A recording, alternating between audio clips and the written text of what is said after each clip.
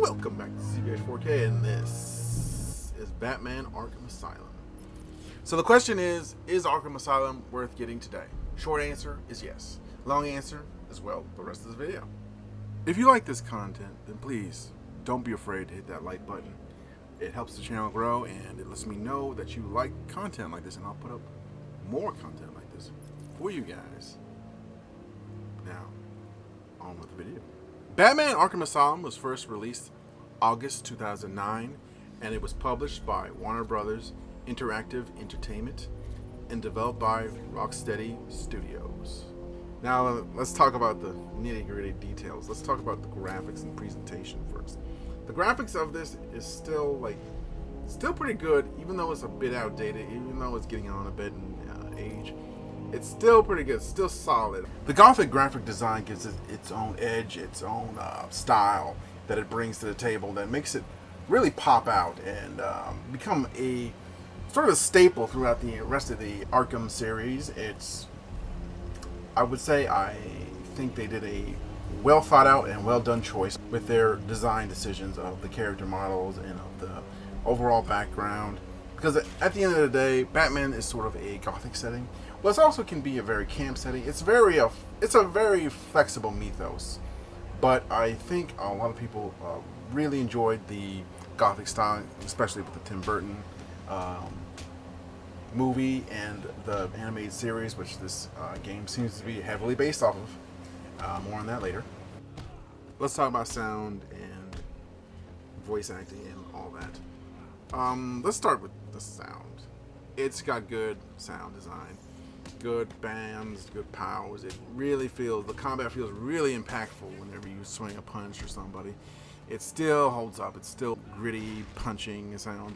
The music, to simply put it, it's wonderful. It's excellent. It really reverberates in my room. There are wonderful pieces done here. I'm not a music critic by any shape of imagination, but if I was, I would say this would probably be one of my favorites. It is done so well. It fits the atmosphere so perfectly. It's a plus to an already excellently designed game, and that's no easy feat. Let's get on to the big part, the main event, the voice acting. Like a lot of people who were in the Batman animated series, they reprise their roles here, and this was like a sequel to the Batman animated TV series that came on in the 90s. It was so perfectly done. It felt like I was watching an episode of that, and it was just like Mark Hamill does a great job reprising his voice. Kevin Conroy, RP to Kevin Conroy, but he also did an excellent job of reprising his role. You felt like he never left. It was so wonderful. He hit all the high notes. You felt like you were playing Batman because of the excellent sound design, the graphics, and all that. Like full marks. You get an A+. Arkham Asylum, an A+. It goes with a double A of Arkham Asylum. With that A+, you are now triple A with a plus. Ooh. See what I did there? Okay, enough tomfoolery. Let's go on to the actual gameplay. So this is like the main event.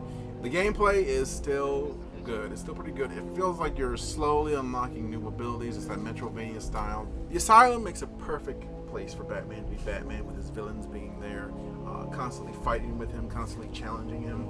And each villain has their turn to stand out a little bit in the story and a little bit in the gameplay, but sometimes you feel like the Killer Croc section.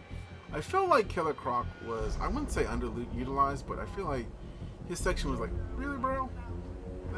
This is what you got? This is what you've been relegated to? But yeah, the boss fights in the game were, I wouldn't say bad. It's just that they could do better with the boss fights, and they did do better in Arkham City. Like, much better. The boss fights in Arkham City are way better. Way better. Leagues ahead. Leagues ahead. The stealth gameplay, also known as the Predator missions, were excellently done, making you feel like Batman every time you took out a random henchman on patrol. Last scared henchman, shaking and shooting in various directions, was perfect. Like, it gave you a feeling that you are the terror in the night. You are vengeance. By the way, little known fact, Batman's full name is Vengeance. Bat is his middle name, and Man is his last name. I don't know. I was surprised too. That was crazy. Anyway, on to the puzzles. The puzzles are fun, but some of them are a little bit obnoxious here and there. But a few of them, they are entirely optional. They're not that difficult.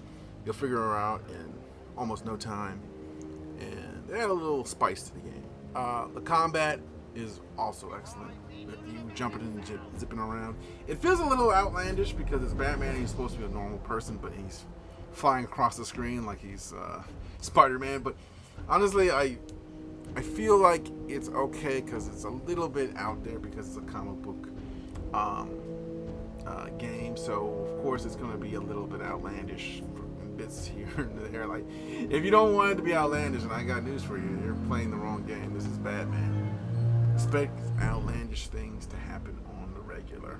And that brings us neatly to the storyline. The storyline was pretty good. It was excellent, I would say. It had like a few problems here and there. Overall, it was pretty good. The dialogue also felt a little bit hammy, a little bit over the top, a little bit overdone. But in a game like this, I expect it to be a bit over the top here and there. Was this the best storyline in the entire Arkham verse? I can't be certain. I would have to play the others first again, but from what I've seen, this was a good first outing. Now, if you go into the comment section of this video and just leave a comment telling me how much you like the game, or what parts you liked about it, what parts you disliked about it, how would you rank it compared to the other Arkham games? Go right ahead, be my guest. Also, if this video helped you make a decision on whether or not to buy this game, leave that comment in the comment section as well. If you like the style of this video and you like the reviews I gave on previous XCOM-like games, then check out 7 XCOM-like games that are out right now.